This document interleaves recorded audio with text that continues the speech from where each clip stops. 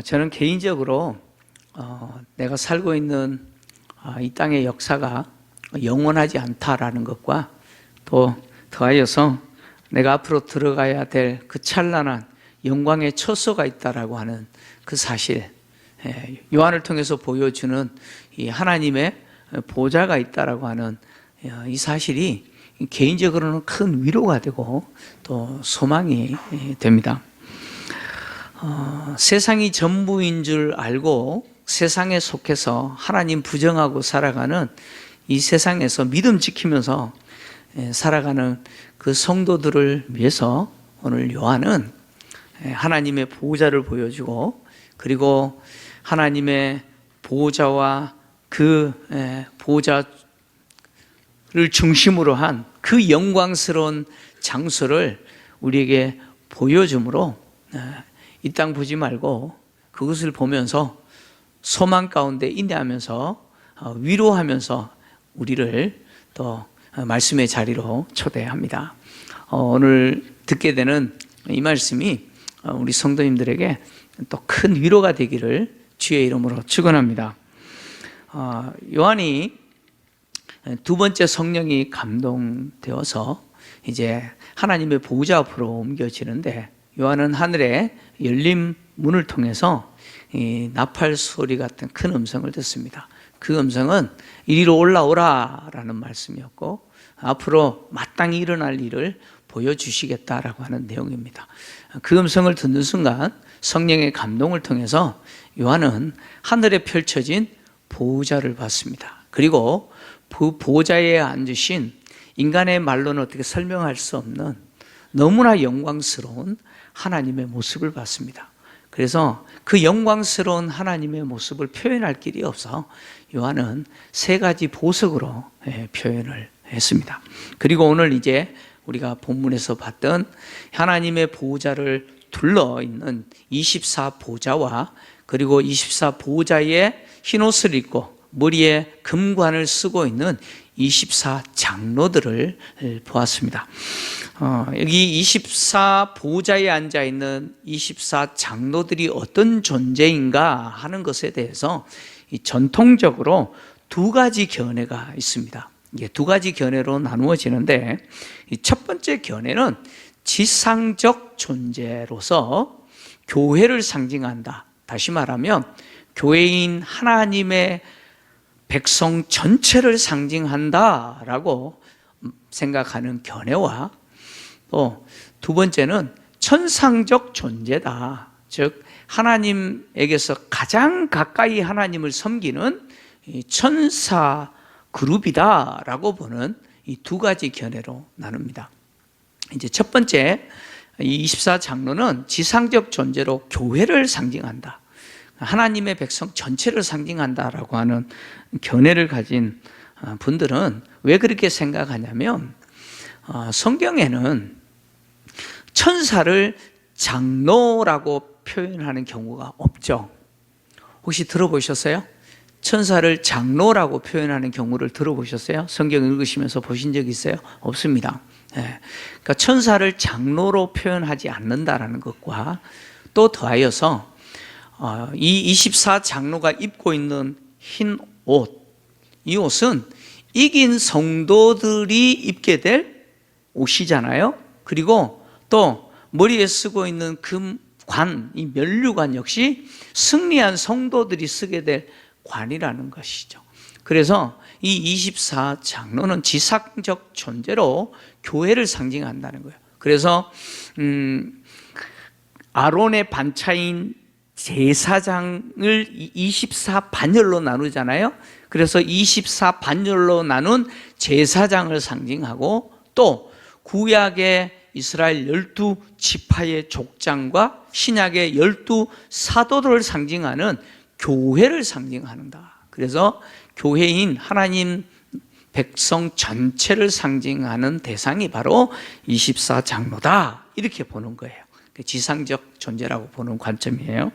그 다음에 반대로 이 24장로를 천상적 존재, 하나님께 가장 가까이에서 하나님을 섬기는 천사 그룹이다라고 보는 견해는 왜 그러냐면, 이 요한계시록에서 24장로가 하는 역할은 하나님께 경배하고 찬양하는 역할이에요. 다시 말하면 24장로의 역할과 그리고 성도와 구별됨, 완전히 구별됨을 통해서 이렇게 천상적 존재라고 보는 거예요. 그래서 요한계시록 5장 8절을 보면 이 24장로 중 하나가 성도들의 기도가 담긴 금 대접을 가지고 하나님께 올려드리게 합니다. 그러니까 성도들의 기도가 담긴 금 대접을 하나님께 올리는 역할을 누가 합니까? 24장로 중에 하나가 한다는 것이죠. 그리고 계시록 7장 13절에서 14절을 보면 24장로 가운데 하나가 요한에게 흰옷 입은 이긴 승리한 성도가 누군지 설명해 주는 내용이 등장합니다. 그리고 계시록 11장 18절에 보면 24장로들이 승리한 성도들에게 하나님이 상을 베푸시는 것에 대해서 하나님께 감사하는 내용이 등장합니다. 그리고 계시록 14장 13절에서는 구원받은 성도를 상징하는 14만 4천 명이 보호자 앞에 있는 이제 네 생물과 그리고 24장로들 앞에서 새 노래로 하나님께 노래하는 장면이 있어요. 그리고 요한계시록 19장 4절을 보면 24장로가 천상 합창대의 대원으로 활동하고요. 그리고 계시록 4장 4절과 그리고 11장 6절에 보면 24장로들은 보호자에 앉아 있어요. 그러나 계시록 7장 9절을 보면 성도들은 보호자 앞에 서 있는 모습으로 등장합니다. 그러니까 이것이 24장로와 성도와 확연한 구별됨이라는 거예요. 그래서 이 24장로는 하나님의 백성 공동체인 성도 공동체인 교회를 상징하는 것이 아니고 가장 하나님을 가까이에서 섬기는 천사 그룹이다, 이렇게 천상적 존재로 이해를 하는 것이죠. 이제 이 견해 두 가지로 나누어지는데, 근데 우리가 좀 여기서 한 가지 생각해야 되는 게 뭐냐면, 요한이 지금 본 하나님의 보좌와 그리고 하나님의 모습, 그리고 그 보좌를 중심으로 한 그 천상의 모습을 문자적으로 표현하지 않고 상징적인, 즉 묵시적 표현으로 지금 표현했다는 것이죠. 다시 말하면 하나님을 세 가지 보석으로 표현한 것은 상징적인 의미잖아요. 하나님의 영광을 지금 이야기하는 건데, 이걸 문자적으로 봐버리면 하나님은 뭐예요? 그럼 보석이 되어버리는 거예요. 그죠? 그렇죠. 하나님 보석이 되어버리는 거예요. 지금 문자적으로 말하는 게 아니에요. 그러니까 보호자와 하나님과 그 보호자를 중심으로 하는 그 천상의 모습을 상징적으로 이렇게 표현했다는 거예요. 그렇다면 이 24 보좌에 앉아있는 24장로 역시 상징적으로 표현했다는 거예요. 그래서 이 24장로가 천상적 존재인 것은 분명하지만 이 땅에 있는 교회와 전혀 상관없는 존재냐? 그렇지 않다는 거예요. 그래서 오늘날 거의 대부분 학자예요. 많은 학자들은 24장로는 땅에 있는 교회를 상징하는 존재들로서 천사들이다, 이렇게 표현을 합니다. 그러니까 천사적 존재로 천사들이기는 한데 그들이 누구를 상징한다고요? 무엇을 상징한다고요? 이 땅에 있는 교회를 상징한다는 거예요. 그래서 24장로들이 입고 있는 그 흰옷은 이긴 성도들이 앞으로 입게 될 것이고, 그 24장로가 쓰고 있는 금관은 승리한 성도들이 쓰게 될 면류관이죠. 그래서 주님이 아시아의 7 교회에 보낸 편지 내용 속에서 이기는 자에게 주신 약속이 이거였지 않습니까? 또 더하여서 24장로들이 앉아있는 그 보좌는 계시록 3장 21절을 보면 라오디게아 교회를 향하여 주님이 말씀하실 때 이긴 자에게 주시는 약속이죠. 이긴 자에게 내 보좌에 앉게 해주시겠다. 내가 이기고 하나님의 보좌에, 아버지의 보좌에 앉은 것 같이 이긴 그는 나의 보좌에 앉게 해주겠다고 약속을 했잖아요. 그러니까 24장로가 앉아있는 그 보좌는 누가 앉을 보좌와 동일한 보좌예요? 승리한 성도들이 앉게 될 보좌와 동일하다는 것이죠. 이런 측면에서 24장로는 분명히 천상적 존재이지만 지상에 있는 교회를 상징하는 존재들이라는 거예요. 자, 지금 요한이 요한계시록을 기록한 목적이 누구를 위해서 기록했어요? 불신자들입니까? 교회입니까? 교회를 위해서 기록한 거예요. 세상에서 예수 믿는 것 때문에 황제 숭배 거절하고 우상 숭배 거절한 것 때문에 말로 할 수 없는 고난을 당하는 그 교회 성도들을 향해서 이 요한계시록을 기록하면서 뭘 지금 말하고 싶으냐면, 장차 성도들이 믿음으로 승리했을 때 하나님의 보좌 앞에 그 보좌를 둘러있는 24 보좌에 앉아 흰옷 입고 머리에 금관을 쓰고 그 보좌 앞에서 하나님께 영광을 누리고 있는 24 장로들을 통해서 성도들 하여금 소망을 갖게 하는 거예요. 이 땅에서 우리가 믿음을 지키고 끝까지 승리했을 때 24 장로들의 모습을 통해서 우리가 장차 그 영광을 누리게 될 거라는 거예요. 흰 옷을 입고 머리에 금관을 쓰고 주님이 베풀어 주시는 그 보좌에 앉아서 하나님이 주시는 그 영광을 누리게 될 것을 소망하게 하는 거예요. 그래서 24 장로는요, 장차 우리가 얻게 될 그 영광을 보게 하는 역할을 합니다. 요한은 또한 이 보좌로부터 뭘 보느냐? 번개와 음성과 우울의 소리가 나는 것을 보았다, 이렇게 기록을 합니다. 이 번개와 음성과 우울의 소리는 무엇과 관계되냐면 하나님의 나타나심과 관계됩니다. 그래서 출애굽기 19장 16절을 보면 하나님이 이스라엘 백성들에게 시내산에 임재하셨을 때 이 모습이 등장합니다. 같이 읽겠습니다. 시작. 셋째 날 아침에 우레와 번개와 빽빽한 구름이 산 위에 있고 나팔 소리가 매우 크게 들리니 진중에 있는 모든 백성이 다 떨더라. 아멘. 하나님이 이스라엘 백성들에게 찾아오실 때, 시내산에 임재하셨을 때 우레와 번개와 나팔 소리, 하나님의 음성이 있었습니다. 하나님의 나타나심을 의미하죠. 뿐만 아니라 이 우레와 번개와 그리고 또 이 음성은 하나님이 심판을 행하시는 모습 속에 등장합니다. 그래서 시편을 기록한 저자는 하나님이 심판을 행하실 때 임재하시는 모습을 이렇게 바로 번개와 음성과 우레 소리로 표현을 했습니다. 시편 18편 7절에서 14절까지 내용 조금 깁니다만 같이 읽겠습니다. 시작. 이에 땅이 진동하고 산들의 터도 요동하였으니 그의 진노로 말미암음이로다. 그의 코에서 연기가 오르고 입에서 불이 나며 사름이요 그 불에 숯불이 피었도다. 그가 또 하늘을 들이우시고 강림하시니 그의 발 아래는 어두캄캄하도다. 그룹을 타고 다니시며 바람 날개를 타고 높이 솟아오르셨도다. 그가 흑암을 그의 숨는 곳으로 삼으사 장막같이 자기를 두르게 하시며 곧 물의 흑암과 공중의 빽빽한 구름으로 그리하시도다. 그 앞에 광채로 말미암아 빽빽한 구름이 지나며 우박과 숯불이 내리도다. 여호와께서 하늘에서 우레 소리를 내시고 지존하시니가 음성을 내시며 우박과 숯불을 내리시는도다. 그의 화살을 날려 그들을 흩으시며 많은 번개로 그들을 깨뜨리셨도다. 아멘. 심판하시는 하나님이 나타나셨을 때 그 현상이 무엇이었냐? 번개와 음성과 우레 소리였다는 거예요. 에스겔도 하늘이 열리고 하나님을 보았어요. 그발강강에서 그 하나님을 보았을 때 그 하나님의 보좌에서 무엇을 보느냐? 번개를 봅니다.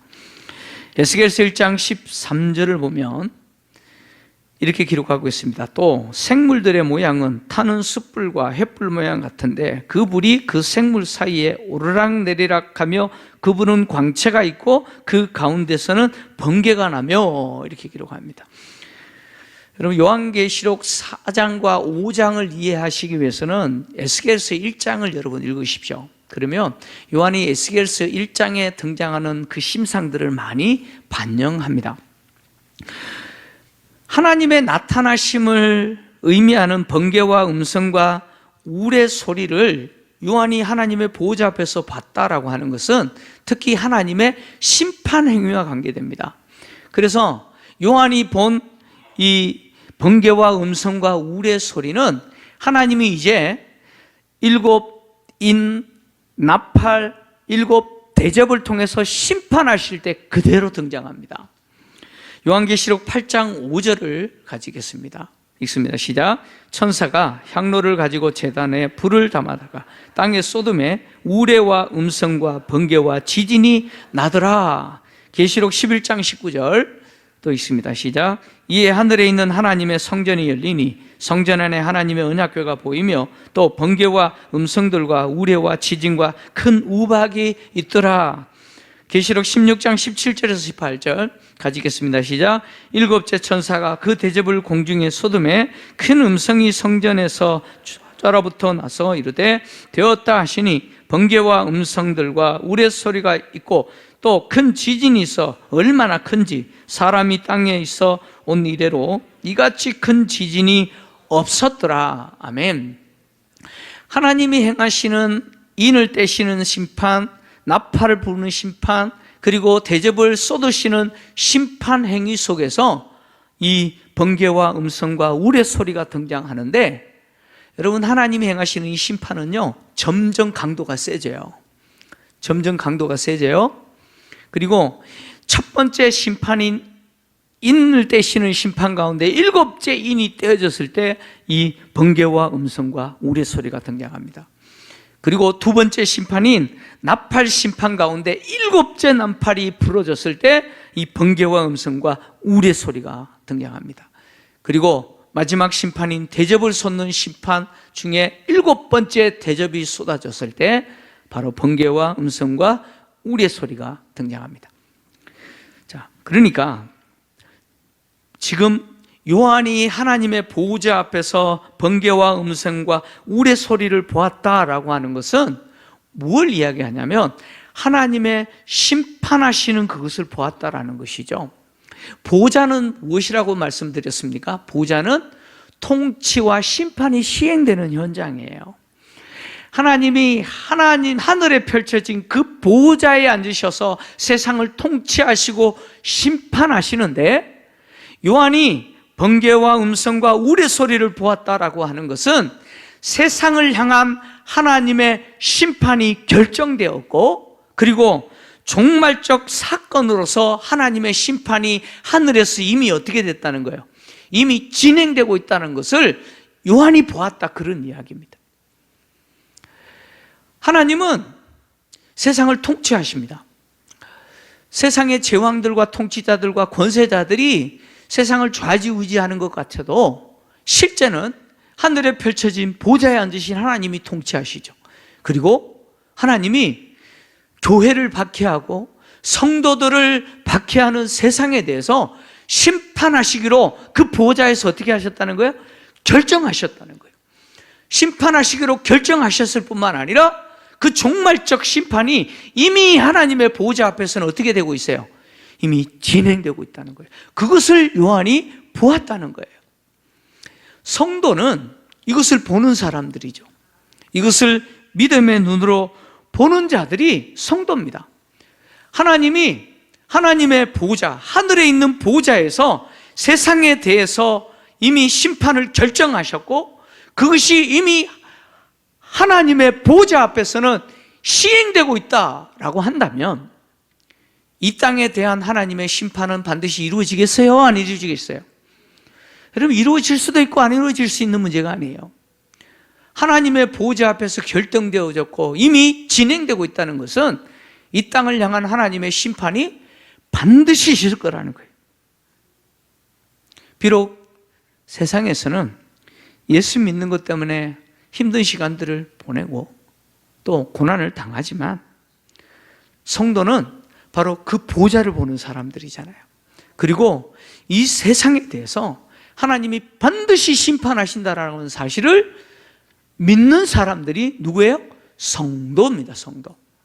그래서 이 사실을 믿는 성도는요, 세상의 유혹과 시험에 넘어가지 않아요.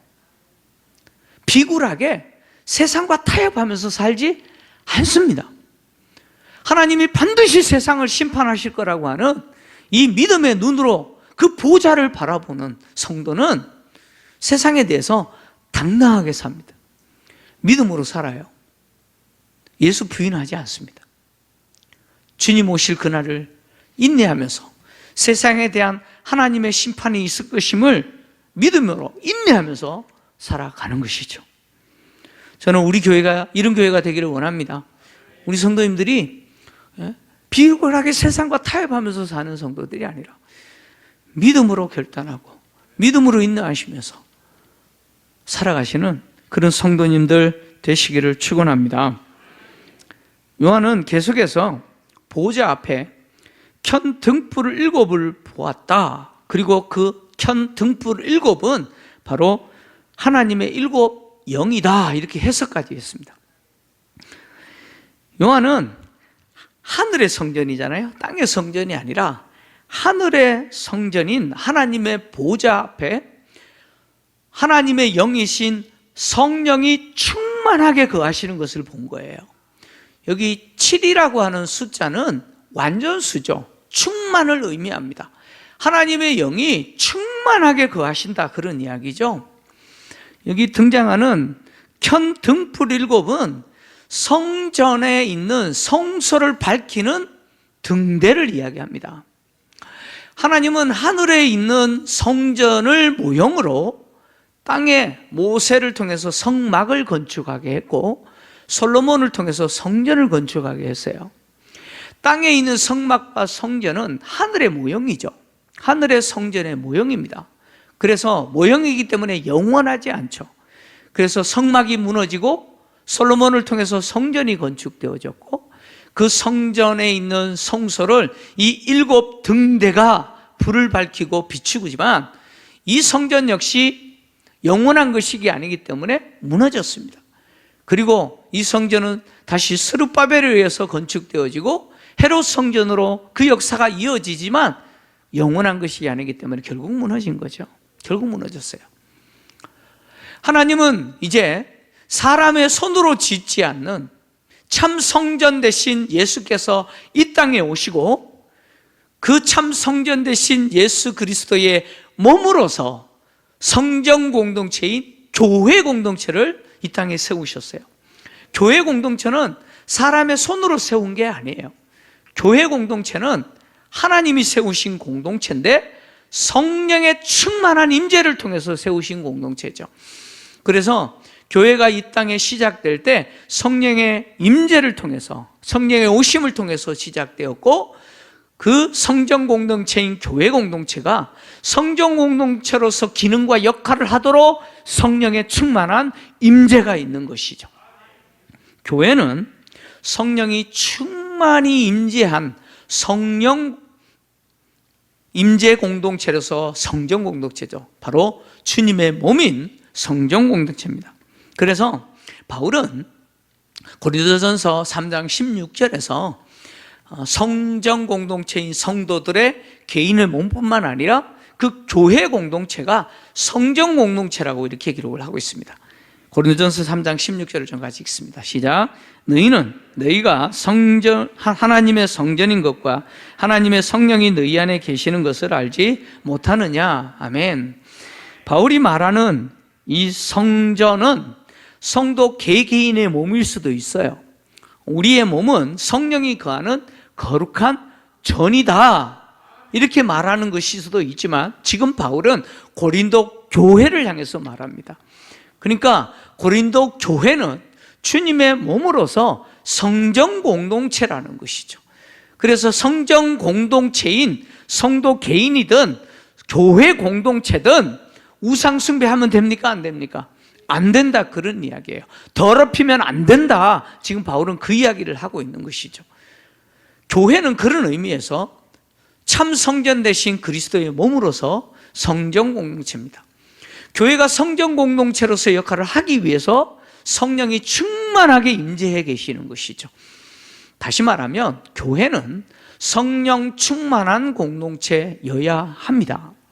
아무리 사람이 많이 모였다 할지라도 그 공동체에 성령이 충만하게 임재하시지 않으면 그 공동체는 교회라고 할 수가 없습니다.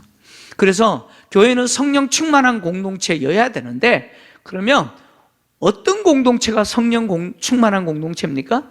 어떤 교회가 성령 충만한 교회라고 할 수 있겠습니까? 어떤 교회가 성령 충만한 교회입니까? 성전된 성도들, 성전된 교회 공동체가 성령의 통치를 받고 성령께 순종하는 공동체가 성령 충만한 공동체죠.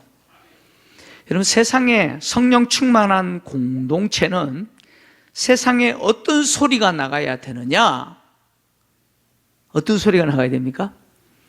세상 사람들이 볼 때, 참 저 교회는 성령 충만한 교회이구나. 뭐 성령 충만이라는 개념도 모르겠지만 어쨌든 세상 사람들이 진짜 저 교회는 예수 믿는 교회구나, 성령 충만한 교회구나 인정하는 교회는 어떤 소리가 세상으로 나가야 돼요? 어떤 소리요? 복음 외치는 소리, 하나님을 찬양하고 예배하는 소리, 성도들이 성령이 하나 되게 하신 것을 힘써 지키고 서로 격려하고 위로하고 그리스도의 사랑으로 서로를 섬기는 그 모습, 그 아름다운 소리가 세상으로 나가야 되지 않겠습니까? 아멘입니까? 여러분, 그 공동체가 성령 충만한 공동체. 여러분, 접시 깨지는 소리가 자꾸 세상으로 나가요.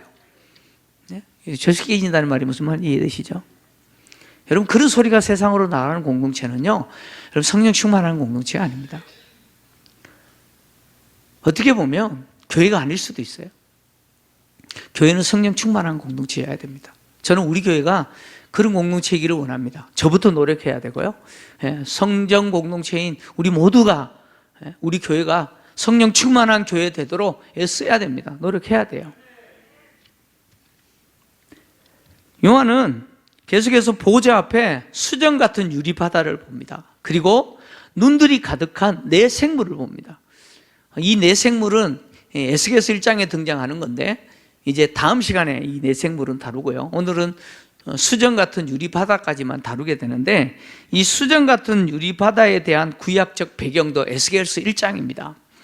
에스겔서 1장 22절을 좀 같이 보겠습니다. 에스겔서 1장 22절 가시겠습니다. 시작. 그 생물의 머리 위에는 수정 같은 궁창의 형상이 있어 보기에 두려운데 그들의 머리 위에 펼쳐져 있고, 자, 에스겔이 하늘이 열리고 하나님을 보고 그 하나님의 보좌에서 네 생물을 봐요. 그리고 그 네 생물 머리 위에 수정 같은 궁창의 형상을 보는데 너무 두려웠다고 이야기합니다. 근데 에스겔은 수정 같은 궁창을 보았는데 요한은 수정 같은 유리바다다라고 표현했죠. 궁창이 바다라는 용어로 바뀌었어요. 이게 왜 그러냐면, 어디에 근거하냐면 이 창세기 1장 7절에 근거합니다. 이 배경은 창세기 1장 7절인데, 자, 창세기 1장 7절을 좀 같이 읽겠습니다. 시작. 하나님이 궁창을 만드사 궁창 아래의 물과 궁창 위의 물로 나누게 하시니 그대로 되니라. 아멘. 자, 하나님이 궁창을 만들었는데 궁창을 둘로 나눴다는 거예요. 궁창 위의 물과 궁창 아래의 물로 둘로 나눴다는 거예요. 자, 궁창은 뭐라는 이야기예요? 궁창이 뭐예요? 물이다, 그런 이야기예요. 그래서 구약시대 성도들은 하늘에서 비가 내리면 무엇이 내린다고 생각해요? 궁창에 물이 떨어진다고 생각하는 거예요. 구약 성도들은 그렇게 생각하는 거예요. 그래서 시편을 기록한 시인은요, 하나님의 보좌는 물 위에 있다, 궁창 위에 있다, 이렇게 표현을 했어요. 시편 104편 3절인데 같이 읽겠습니다. 시작. 물에 자기 누각의 들보를 얹으시며 구름으로 자기 수레를 삼으시고 바람날개로 다니시며. 아멘. 자, 지금 에스겔은 수정 같은 궁창의 형상을 보았는데 요한은 수정 같은 유리바다를 봤다, 이렇게 표현했어요. 그러면 바다와 궁창이라는 용어는 다르지만 사실은 뭐라는 거예요? 물이다, 동일하다, 그런 이야기입니다. 다른 게 아니에요. 에스겔은 궁창이라고 표현했고 요한은 바다다 이렇게 표현한 거예요. 물인데 결국 이 유리 같은 수정 같은 유리 바다, 이게 뭘 말하느냐? 하나님이 하늘의 성전의 모형을 따라서 모세에게 성막을 만들게 하고, 그리고 솔로몬에게 성전을 건축하게 했을 때 하나님의 보호자 앞에 있는 이 유리 바다, 수정 같은 유리 바다, 수정 같은 궁창의 모형을 만들었어요. 그게 뭐냐면 물두멍입니다. 성막에는 성막뜰에 있는 물두멍이고, 성전에서는 성전뜰에 있는 높바다, 큰 세 마리 소들이 동서남북으로 받치고 있는 큰 높바다가 바로 이 수정 같은 유리바다, 궁창을 상징합니다. 상징하는데, 이 물두멍과 이 바다가 하는 역할이 뭐냐면 제사장들이 몸을 씻는 거예요. 제사장들이 몸을 씻고 자신들의 거룩함과 순결을 유지하는 것이죠. 자, 하나님의 보호자 앞에 있는 수정 같은 유리바다, 궁창은 무슨 역할을 하느냐? 어떤 상징이냐면 하나님의 거룩하심, 그리고 하나님의 초월하심 뿐만 아니라 하나님의 엄위하심, 위엄이죠. 그 두려움을 표현한 것이죠. 그래서 에스겔 선지자는요, 이 수정 같은 궁창의 형상을 보고 심히 두려웠다라고 이야기하는 거예요. 지금 요한이 하나님의 보호자와 그 보호자를 주변으로 한 그곳의 모습을 이렇게 상징적인 언어로 표현한 것은, 그곳은 인간의 언어로 담을 수도 없고 인간이 어떻게 표현할 수도 없는 아름다운 영광, 거룩함, 위엄, 초월적인 장소라는 거예요. 그것을 이렇게 표현한 거예요. 그리고 이렇게 하나님의 보호자와 그 보호자를 중심으로 한 그 장소는 너무나 영광스럽고 너무나 거룩하고, 그리고 너무나 위엄이 있고 초월적인 장소이기에 누구만 갈 수 있느냐? 성도만 갈 수 있다는 거예요. 구원받은 성도들만 예수 그리스도의 그 십자가의 보혈로 정결하게 된 흰옷 입은 승리한 성도들만 그곳에 설 수 있다는 거예요. 죄인들은 그곳에 들어갈 수가 없어요. 죄인들은 그곳에 들어갈 수 없고 오직 구원받은 성도만이 그곳에 들어갈 수 있다는 거예요. 땅에 속하여서 용과 그 짐승에게 경배하는 자들은 절대로 들어갈 수 없는 그곳이 앞으로 우리가 들어갈 곳이라는 거예요. 사람의 언어로는 표현할 수 없는 영광스럽고 아름답고 찬란하고 위엄이 있고 초월적인 그곳, 주님이 우리를 위해서 준비하고 있는 처소라는 거예요. 그곳은요, 오직 믿음으로 살아가는 성도들이 가는 곳이에요. 세상과 타협하지 않고 세상의 영광 구하지 않고 이 땅이 전부인 것처럼 세상과 붙들고 개똥에 굴러도, 정확하게 이야기하면 개똥밭이에요. 굴러도 이생이 좋다, 그렇게 안 살아요. 이 하나님의 보좌와 그리고 이 보좌를 중심으로 한 그 아름다운 장소, 그 영광스러운 그 찬란한 황홀한 장소를 믿음의 눈으로 보는 성도는요, 끝까지 믿음으로 인내합니다. 주님을 배반하지 않아요.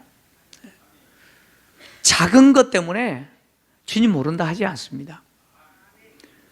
당장 상황 회피하려고 그렇게 살지 않아요.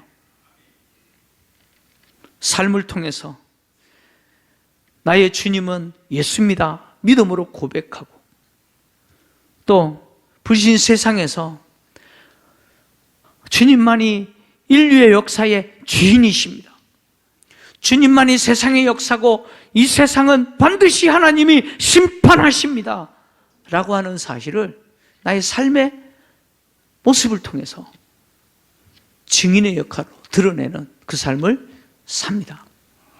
이것이 성도의 삶이고 이것이 승리하는 성도의 모습이죠. 그리고 그 성도들이 앞으로 들어갈 곳이 그런 곳이라는 거예요. 저는 이곳에 이 말씀을 듣는 모든 분들이 그것을 소망하면서 사시기를 주의 이름으로 축원합니다. 연약한 육체를 입고 살아가지만 조금만 견디십시오. 주님이 그곳으로 우리를 부르실 겁니다.